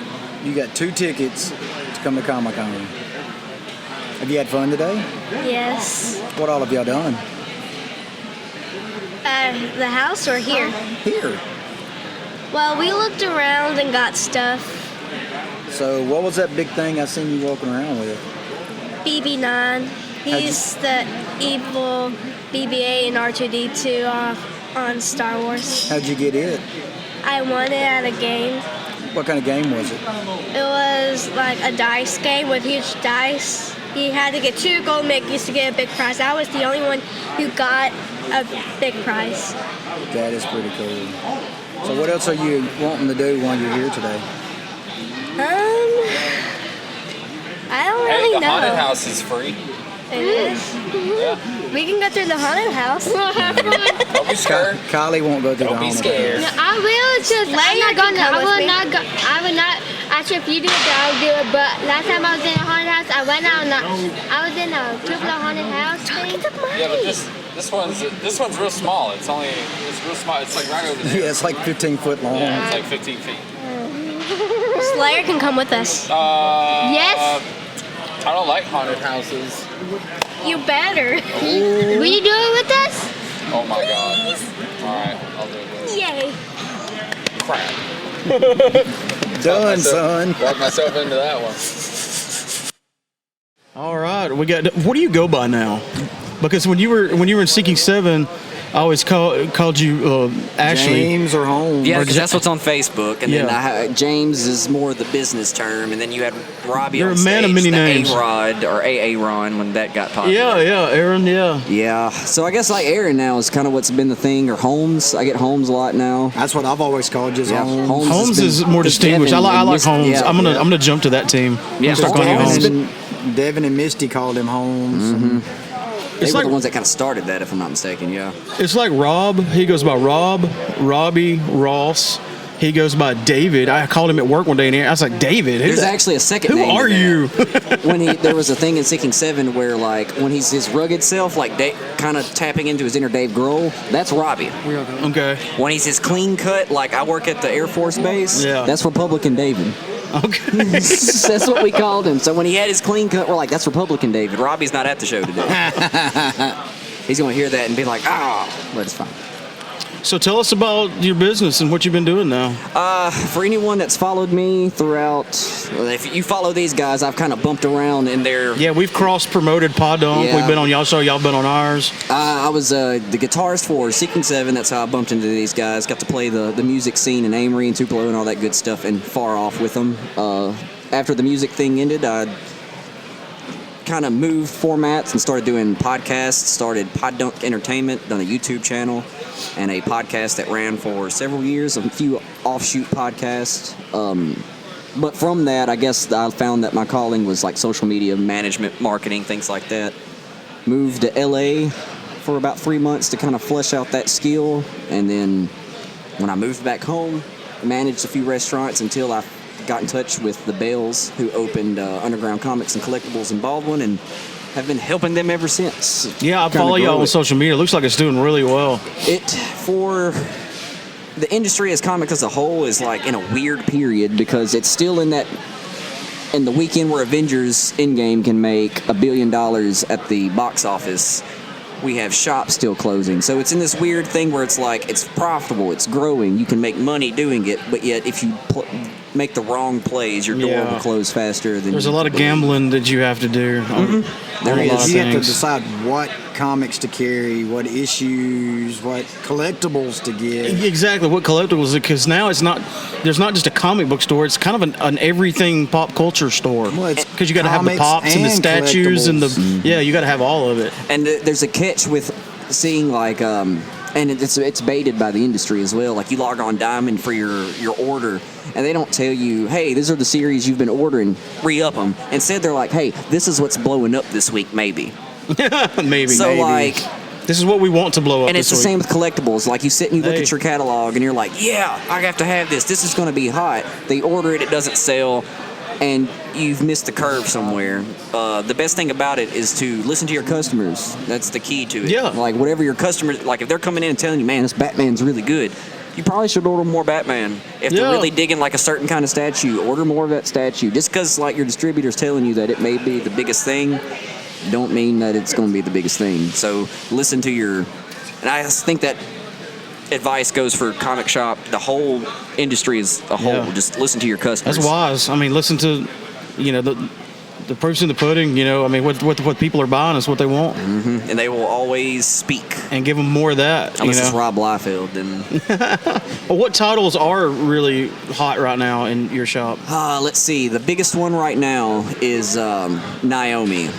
It's You on its, were telling about that earlier. Yeah, it's on its 5th issue right now. It came out in January 2019 at a $4.99 cover price. A few months ago, it started rising. Like we'd get on, and it's like, oh, that book's at $20. Oh, it's at $25. It's at $60. And right now, it's sitting at $100. Expected to hit a $120 soon. The cover B is at $50. Issue 2's at $20. Issue 3's at $10. Issue 4's at $20. Not looking to slow down, selling out everywhere, to the point to where DC has actually put final prints. Like no matter how much you want, this is it. After it's over with. They're doing it with Naomi and Doomsday Clock's last issues. So they're final printing them, which means that They're getting know close to winding that up. Doomsday Clock? Yeah. They pushed it back a month.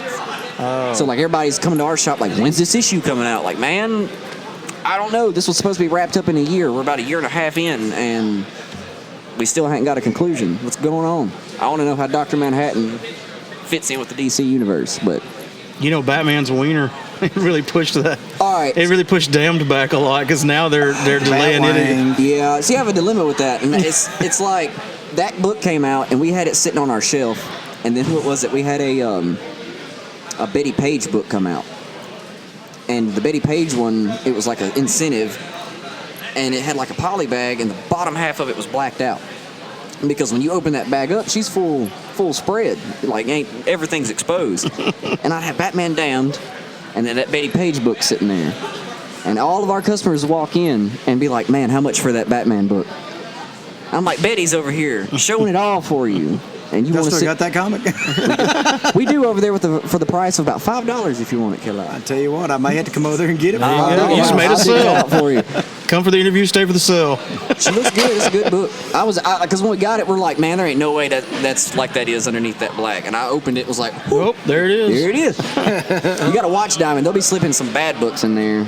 But what do you do as a comic book store when you get a call or a parent comes up with a book that their child has bought and they don't? I'd be like, I didn't print them. I just sell them. and they don't approve with what's in it.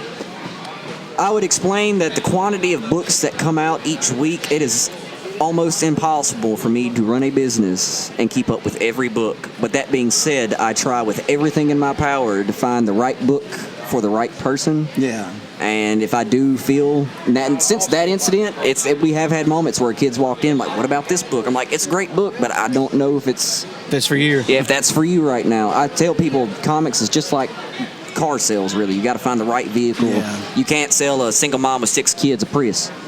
And and it's the same way with comic books. If you walk up and you're already like, man, I don't know if I can afford this book, I'm not going to carry you to the slab section and ask you to look at the $100 slabs. I'm going to find you that really neat book for like $10 and send you home happy. Yeah. And that's kind of how we do our business. The goal is to get books in hands, not to profit's good. Yeah. But I feel like if you stick with a clean business ethics practice, the good stuff comes your way if you just take care of everybody else. Yeah, because what are you going to make more money off of? A repeat customer that comes in week after week to get their pull, or just somebody that happens by and spends a lot of money? He knows you got that $50 book. He can't find it nowhere. He's going to pop in, spend his $50 and go. Yeah. And he wants it for $35, but you're not bending, so he's just going to get it and not come back. But you look at him like, man, $40? Yeah. He comes in next week because he liked the deal. Yeah, and speaking of having to keep up with everything, what titles are you personally reading at the moment? War of the Realms is something that's come out. It's the big spin-off event from Marvel. Not spin-off, event series from Marvel.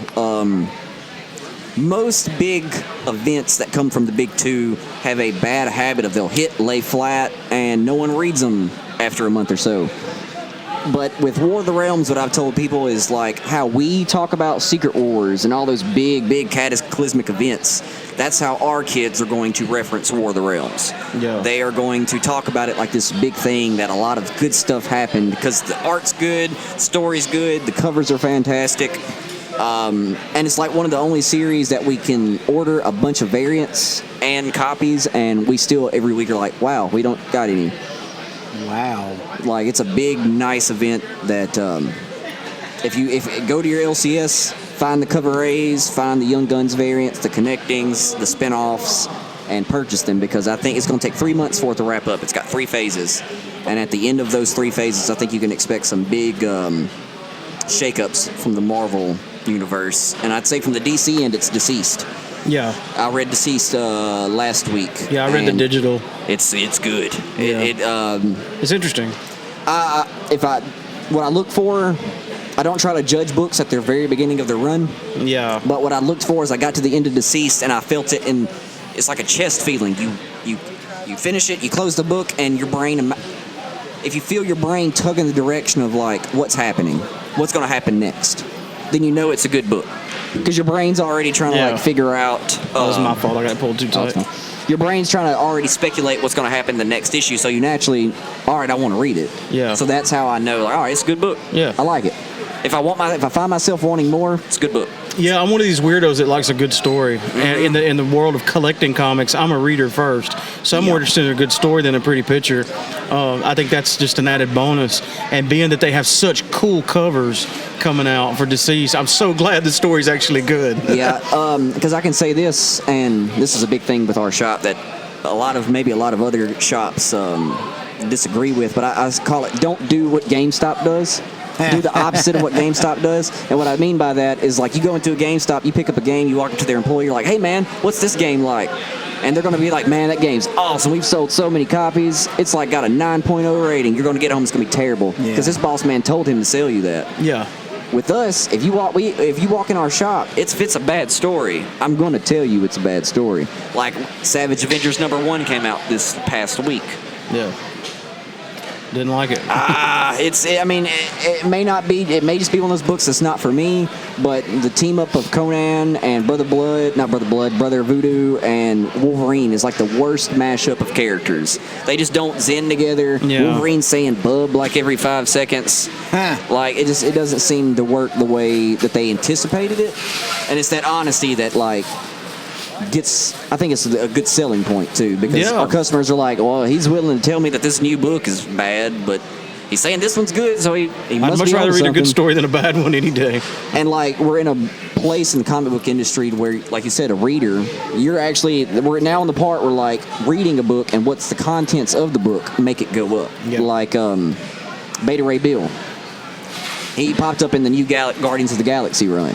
His first appearance goes up. Another book that wasn't released yet caused another book to go up in value. Not a movie, not a TV show, not a video game, just another random book that was going to come out. Caused it to go up in value. Wow. So as a reader, you don't have to worry about that no more. Of like, the story's really good, but the cover's trash. Too bad it's not going to be worth nothing. Yeah. And then you got shows picking stuff up. Like you got Doom Patrol that just come out. That are going to have to tap into those obscure storylines that people didn't buy to make content. So those people that just like the good stories are going to be like, wow, they turned my books into a show. That's really neat. Yeah, and you may have a book that you bought in the 90s or early 2000s that had the first appearance of a character that didn't really take off. And then nowadays there's so much content coming out on every platform that character may be somebody. The conception all of a sudden, is- and then all of a sudden, that comic that was a $1 issue is now $50 on eBay. The conception is that new books don't hold value, but you go back to like 2012, 2013, I think you have let's see, Enter Spider or Edge of Spider-Verse or something, Enter Spider-Verse, something like that. It's first appearance of Spider-Gwen. Yeah. That was only a few years ago. Yeah, That book's it wasn't that long ago. $250 right now. Yeah, all day long selling at a good grade. I saw an Italian version, an Italian cover at Huntsville Con, 175. Wow. So like even foreign issues are just almost unobtainable. So that's people, and like that book come out, people were going back in their short boxes and digging through like, man, I was buying books back then. And then they pull that book back and it pays for every comic they've ever collected.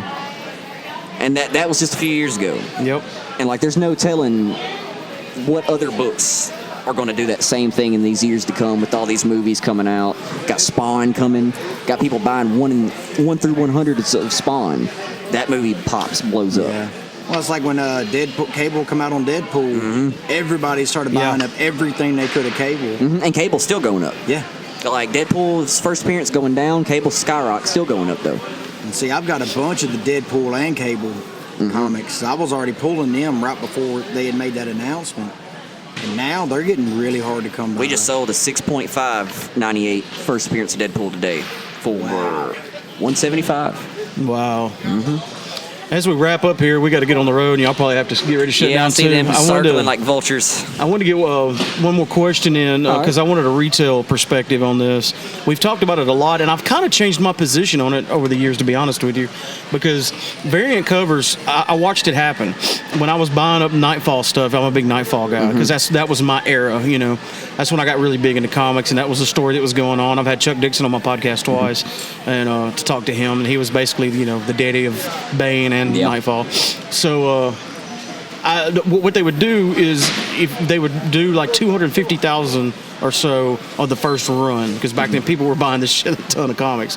Well, then they would get to where they were fixing to sell out, and they would do a second run, and they would put a Roman numeral 2 on the cover to let you know that was the second run. And of course, the second run's not going to be as valuable as the first run, and so, et cetera, et cetera, et cetera. Well, then they started doing cool stuff like, you see where it says Batman in yellow and then the bat signal's red? Why don't we flip that and make the Batman in red? And on the, just doing little tweaks. Well, then it kept going and kept going and kept going. Well, now I wonder if it's gotten crazy because the A cover to me should still be the cover, should be the main one you want to get. But now all the variant covers, there's so many of them. Have they gone too far with that? Because sometimes the variant covers is almost always more valuable than the A cover. It really all just depends on like the book, what's happening in the book. Last week we had Venom 13 come out. Cover A was cover price. On eBay though, cover B was going for $10. You got exactly. You got Naomi B going for $50. Cover A going for $100. You have new Immortal Hulk #2, third printing going for $40 right now, but first printing going for $75. Yeah. So it really depends on like the book and what's in it. Now, has variants gone too far? Yes. Yeah. They could definitely roll it back when the should goal set is a number and stay with that. The goal is to sell books, not completely drain the people that you're trying to sell to. They don't have the money to keep up at this point. Yeah, exactly. There's no way you could get them all. Like Batman #50, who could own every variant cover of that? Yeah, it was impossible. Our Detective, there was 43 covers for Detective Comics. 43. There's no way to keep up with it. What they do to combat it is a lot of people like the price of comics. You think that the price of comics now are because of inflation, and it's not. They raise the price of comics and they lower the print run. So that blanket right there keeps the industry from imploding, kind of like it did in the 90s. It keeps the print runs low so they can maintain that value. Yeah. And the cover price is high to kind of like cover that gap. And let's see. Yeah, if I'm not mistaken, the print runs now are lower than they have been in the history of comics. Because you think back in the 90s, Jim Lee was selling 1 million copies. Yeah.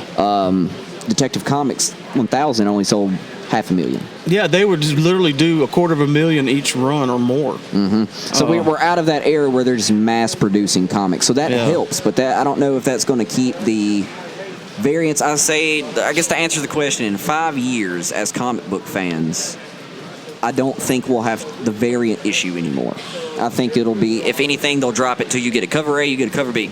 That'd be great. Or even if you went to see, and don't get me wrong, on one side of it, I like the fact that it's been able to get more and more and more artists to be able to do something. Whereas you wouldn't just have one cover and one artist did it, you get everybody gets a shot at it. But like you said, there's a point where you're like, dude, if you've got cover X is like number 50XZ1, you know, because there's so many of them.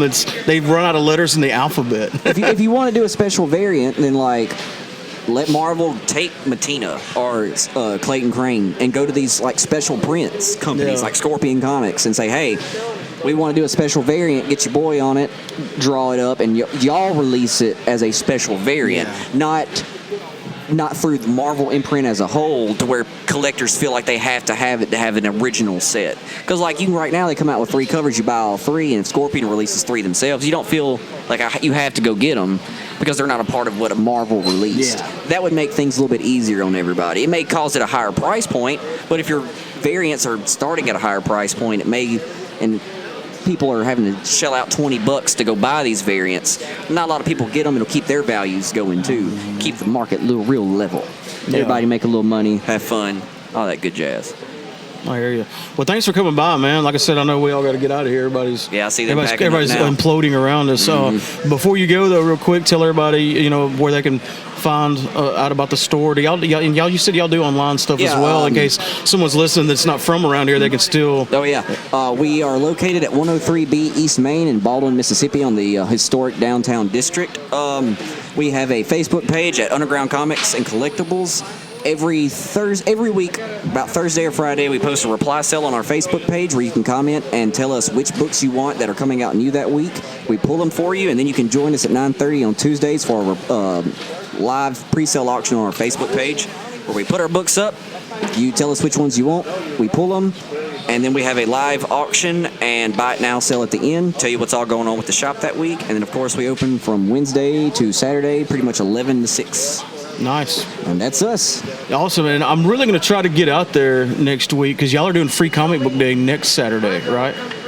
Yes, we are having our Free Comic Book Day. It starts on that Friday and probably will run to that Sunday. Nice. And if you are in that area for that, we'll have our Free Comic Book Day at the comic book shop.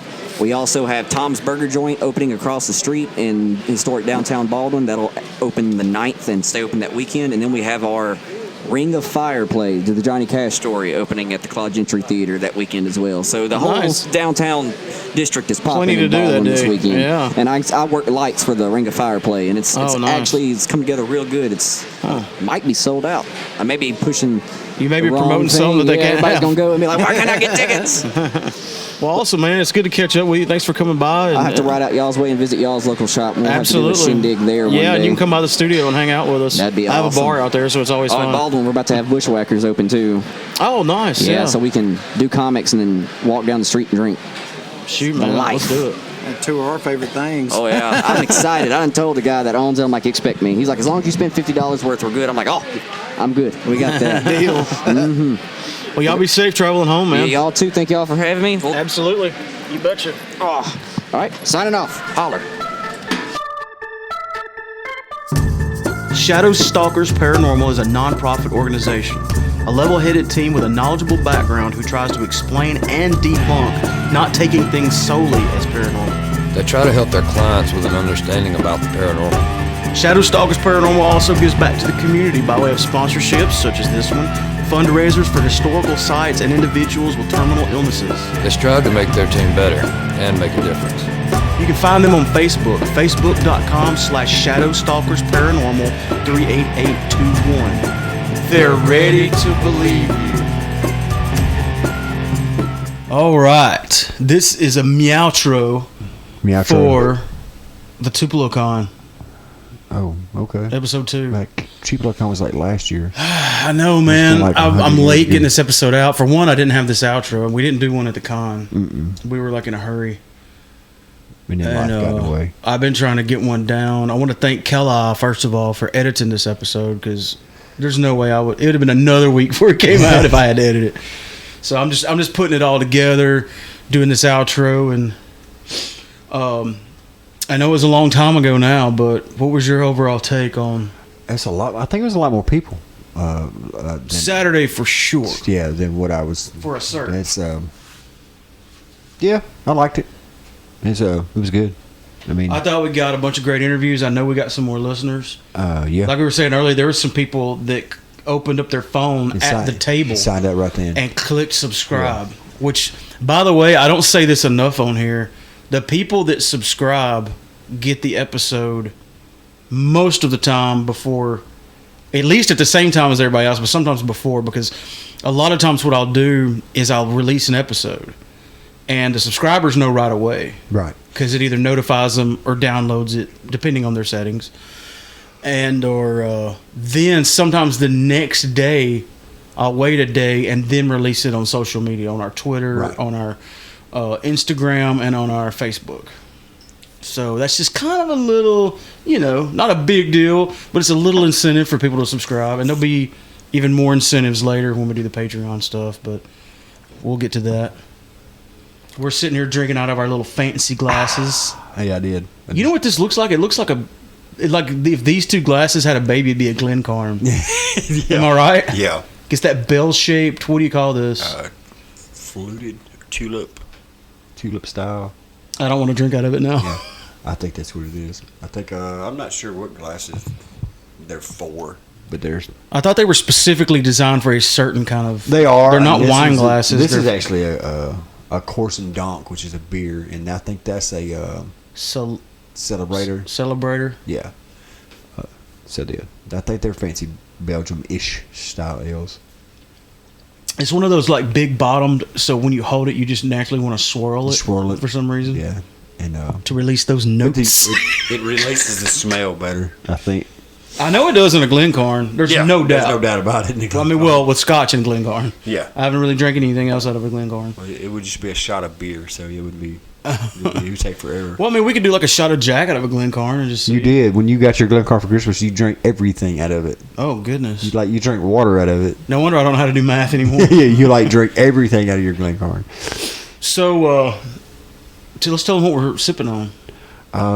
It's our smash beer. It's the single hop Maris Otter Cascade. And you're drinking a store-bought beer, so. Yeah, but tell them the name. Prank Calls to Satan. Prank Calls to Satan. I'm not making that up. That is he handed me this can. He's like, when Anthony got out of his truck today, he's like, hey, I brought something for you to try. You're going to thank me. I was like, all right. So I get in here, I look at it, and I'm like, I like it already. And I was like, I'm not even going to look to see what kind of beer it is. I'm just going to take a sip and then, be surprised. And boy, it's a dark IPA. Like, it looks like a Coca-Cola color, but it's bitter like an IPA. I mean, what kind of grain bill would you go for to make that? I mean, it'd have to be like a freaking stout meets an IPA. Yeah, I think it's just a lot. I think it's basically like a pale ale or something, a pale beer, and you just put some black malt in there, maybe for a little roastiness. It's really good. I mean, there's a lot going on with it. It's got a really strong but good aftertaste. It's not strong as in bad. But this is one of those beers, like, you can taste the alcohol in it. Yeah. It's not masked. It's like 7%. I'm drinking like a you're drinking just under 7, I'm drinking just under 5. Yeah. Yeah. But it's good though. I gotta figure out what hops is in it. I think that's a Wiseacre beer. It's either Memphis or Mississippi. I can't remember which one. In the next IPA we make, we need to do a dark IPA. I'm totally down. Oh, since we're talking about brewing, real quick, I don't want to keep this long. I'm back on the mead train again. I've been watching a lot of videos. I found this YouTube channel that I really dig. It's this couple that just makes mead all the time. Awesome. And well, that's not their only videos, but they primarily brew stuff, and their main thing is mead. And they try all this crazy, just different ways of brewing mead. And like they have this saying that I really like. It's like they like mead because it's the OG of fermented drinks. Fermented drinks. Yeah. And it really is. You know, it was like the first alcohol ever. And you remember I voxered you the other day telling you about the stick? Yeah. Back in the early days when people made mead, they didn't know anything about yeast. Yeah. So everything was wild yeast. And they thought the stick they used to stir the mead was magic. They like passed them down over generations. Because the different wild yeast would get embedded into the wood grain of the stick. And lived there. And they would keep using it and it kept accumulating. Damn. And it kept getting more quote unquote magic. So technically it kind of was a magic. Well, that's how the I think that's how the Belgian monks done it. They put it in the back of a cave because it had a consistent temperature, and the wild yeast inside of that cave that they had was what would ferment it. They just sit it in there open, and they didn't know the wild yeast lived in there until I guess later on. Did you know different strands of yeast will fight for dominance, yet they can pass and share DNA? I guess that's how you get hybrids. Yeah, and because if you have too many different types of wild yeast, it could be a bad thing because they're going to fight each other. Oh, that's you how want one dominant. Like in the earlier on in from what I've read, in homebrewing, from what I've seen when they first started out, they had all these strict guidelines. You had to follow. You got to do it this way. It's going to be this temperature. You got to do it this way, or you're going to have shit beer. Well, now, but back then they had like the yeast and things was not as healthy and strong as they are now. Now there's all kind of yeast. I'm having to drink an ultra just to cleanse my palate. So now you can just, No, I'm not saying you can just throw it in a wash pot and stir Well, it up. there's purists with everything. Oh, but what's funny about when mead purists come along, you're like, dude, when they made mead in the year 3, they had a barrel. They sat outside with the green flies full of honey and water, and they waited for magic to carbonate it. And that's how they drink it. So anything we've done since then is better than that. I mean, I watched the cartoon Beowulf. I seen how they drank. They just dipped it. They didn't have the gravity reader thing. They had another. It was done when it's done. They didn't know what the gravity was. They didn't know what the alcohol percentage was. They just knew they liked to drink mead. You come up with creative names for beer. You gotta name this beer. I just like the word smash, man.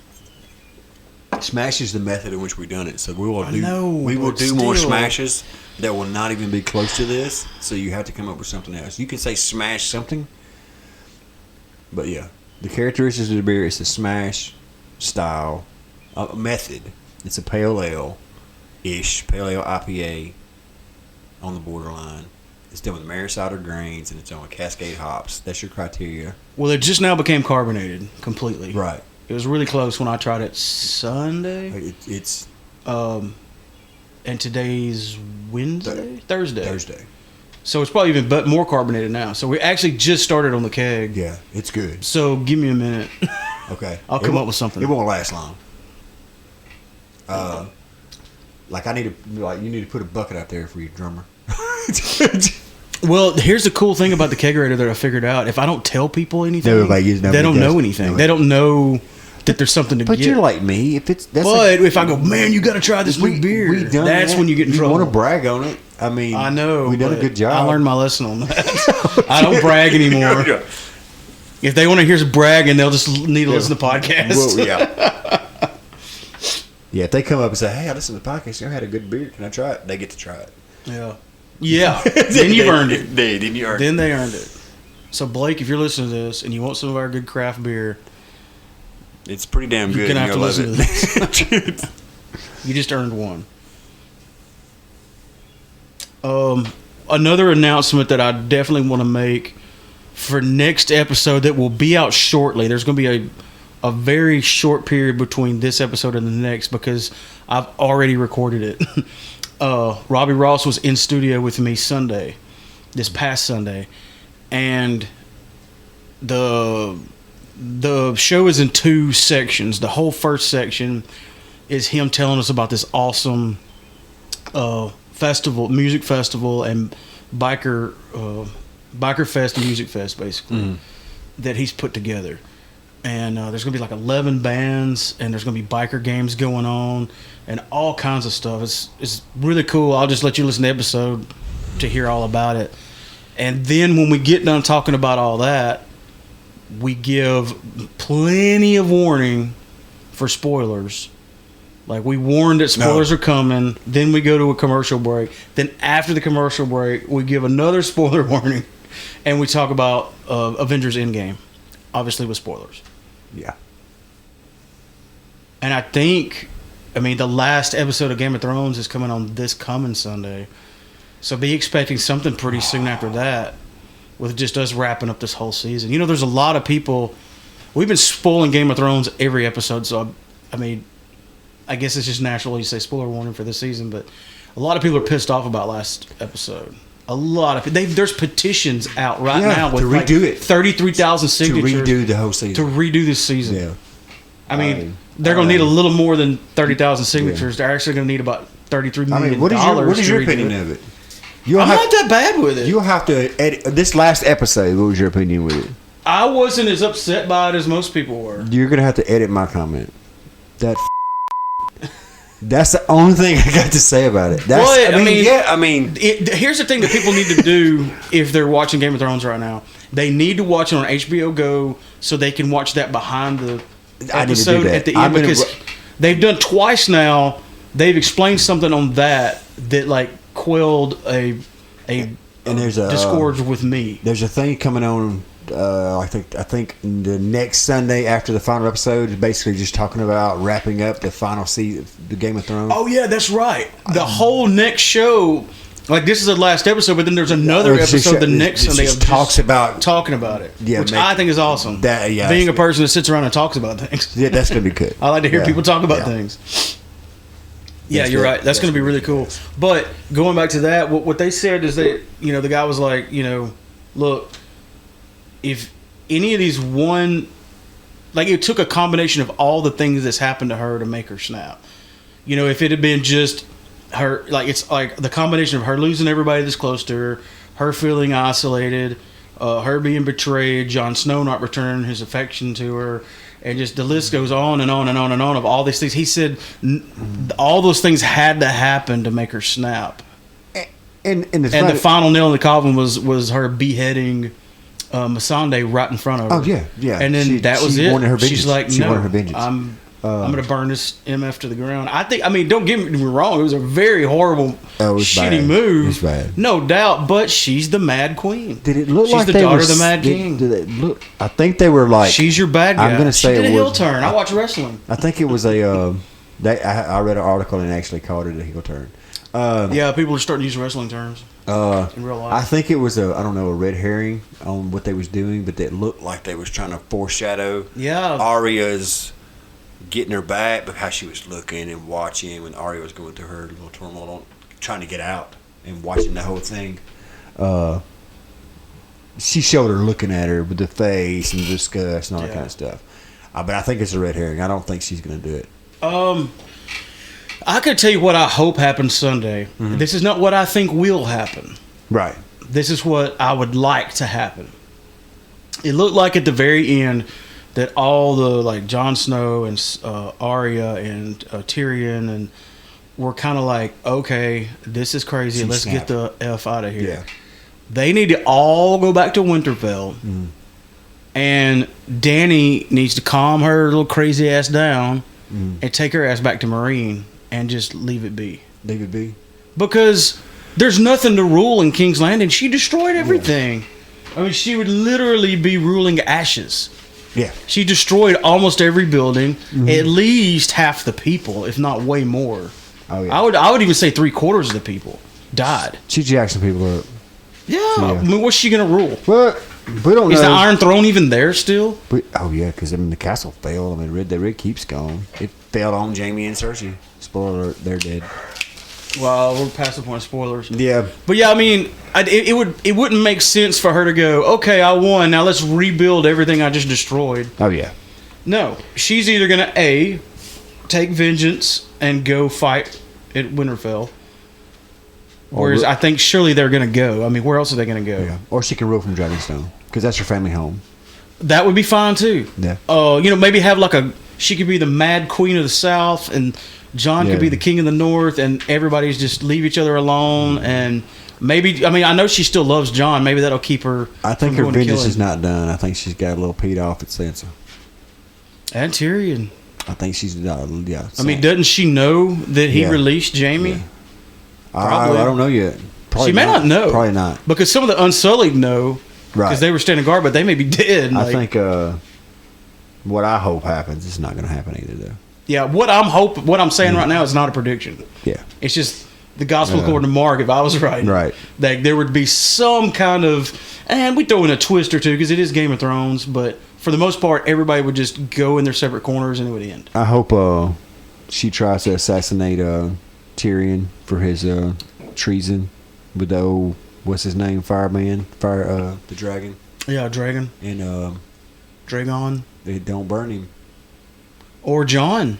John's already been burned. Season 1, he got burned when he helped the Night King.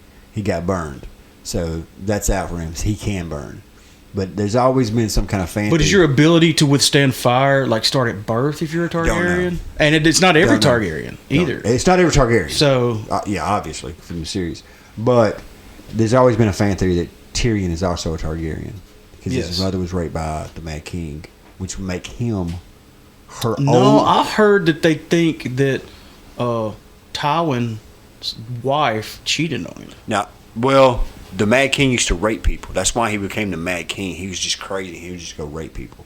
So, But it wasn't him though. I don't think it's what I watch a lot of Game of Thrones YouTube stuff. but the Mad King is Daenerys' father, so it would be Tyrion's father. So he would be her older brother when she's him. Well, the last thing Tywin said before Tyrion shot him, he said, "You're no son of mine." Right. Was that just him denouncing him as a son because he Yeah, that's hates the thing. him, or foreshadowing for this? was he like? That's Was he what I'm spoiler thinking. alerting? Right. That's what I'm thinking. And I always said there would be 3 dragon riders. There haven't been a third dragon There's no rider. 3 dragons. Well, there's been 2 dragon riders. that And hadn't been what in the world would Winterfell do to defend against Dany's dragon? Well, man, I don't know. And it's tough. They got some holes to close. Like where's Bronn? He's supposed to be. Oh, he's hanging back, Yeah. waiting for his reward. That Where's Bronn? Where's Wait a minute though. If Dany kills, because Jaime's dead, Yeah. Tyrion and Jaime are the ones that agreed to the terms. Right. Oh, I'm so glad I watched it last night. Spoiler alert! Spoiler alert! So, if Tyrion and Jaime are both dead, he doesn't get his reward. So he has a dog in the fight to go against Dany too, to protect his his assets. Yeah. Yeah. And he should be glad that he chose the side he did, obviously, because Cersei's dead. Right. And now and Jaime's dead, and if Tyrion dies, he don't get nothing. He don't get shit. He don't get shit. That would piss the fans off too. Yeah, that meme. There's so many good Game of Thrones memes. Oh yeah, there's a lot of People should just be happy with the season for the memes alone. Yeah. All the parody stuff. We've talked enough about Game of Thrones. I announced next week's episode. Sean, now that you're here, you were at the con on Sunday. What did you think about it? We're wrapping up the Tupelo Con. You don't have to leave. You can share a mic. It was cool. I know I was on the last day, and there wasn't nearly as many people as there was probably the day before, the 2 days before. Right. Chip. He has a severe his phone ring. But it was cool. I mean, I walked around, 5 minutes and had to buy something. So Yeah. They got me. Me and Shawnee. Yeah. I like Sundays better at cons. Obviously, everybody else likes It was- Saturday because that's when everybody's there. It was relaxed, It's more laid back. chill. Yeah. Yeah. And everybody. Yeah, I think you can get better deals on Sunday too with people that are just like wrapping up the weekend. You could probably score some stuff. Yeah. It's sort of like going to Junior Food Mart at 2 a.m. You just throw them an offer and they'll give you all the chicken that's left. Chip used to live across the street from Junior Food Mart. I know exactly what you're talking about. We used to do that. I know. They would be there because they had to throw it away at 2, and we knew that. Yeah. We're not dumb. Do you know where my house We ain't going to get chicken at 1:30. You know We're where not my even at house 1:55. is? Where my house is? That lawyer's office right there on the corner, right across from Hunan. Yeah. That's where Chip used to live. Yeah, and Little Caesars now is basically was Junior Food Mart. So we We used to sit right there, and as people drove the loop, they would just stop at the house. Well, like once it got late, and Junior Food Marts, we'd go over there and buy everything they had for like 50 cents. Wow. Like all of it. Dang, I bid too high. I hate like 50 cents. 50 cents. Yeah, we would like, we got, yeah. I got missed those that. good green tater logs. And those burn ass hush puppies have been in there since like noon. They stayed open 24 hours. Yeah.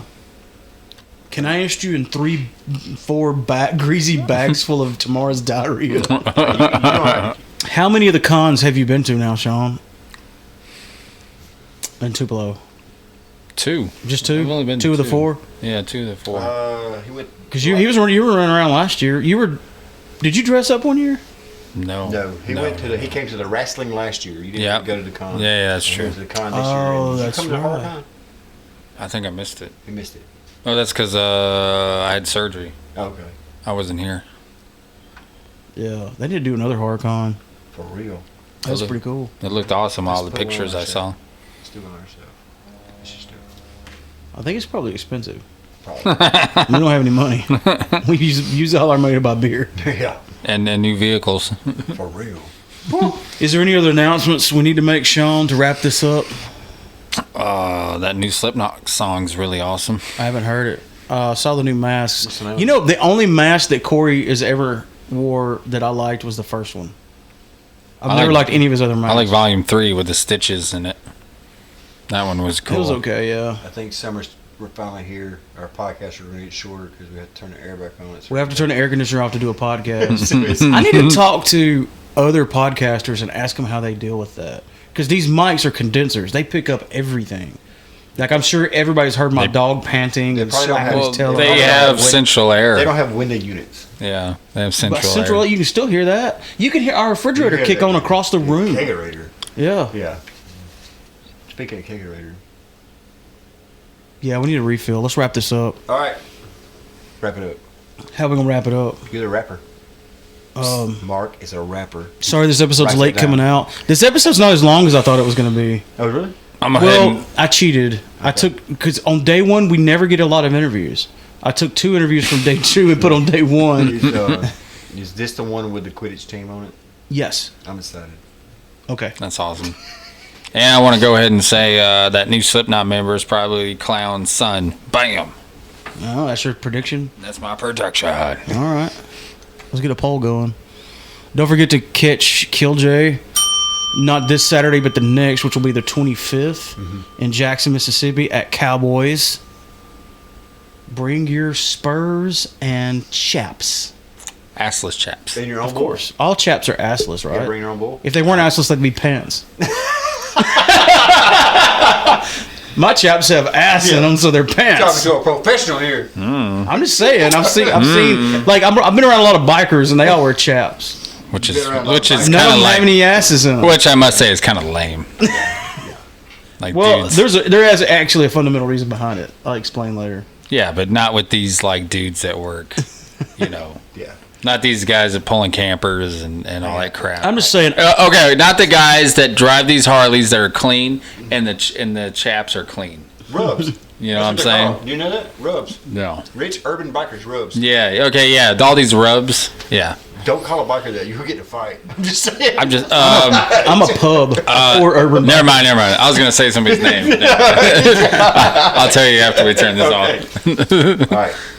Let me see what episode this is. I'll never know. You didn't know. Oh, I saved what you were working on, by the way. Don't worry. You didn't know the last one. Cool. Taco Bell pissed me off, so I left and went to You didn't even Walmart. get your food? I went and got You frozen You goods. should have got the 2 roast beef sandwiches at Hardee's. Oh, this will be episode 116. I didn't know about it. 14, 15, 16. I do now. Just get the regular size roast beef sandwich. But I bought chimichangas. All right.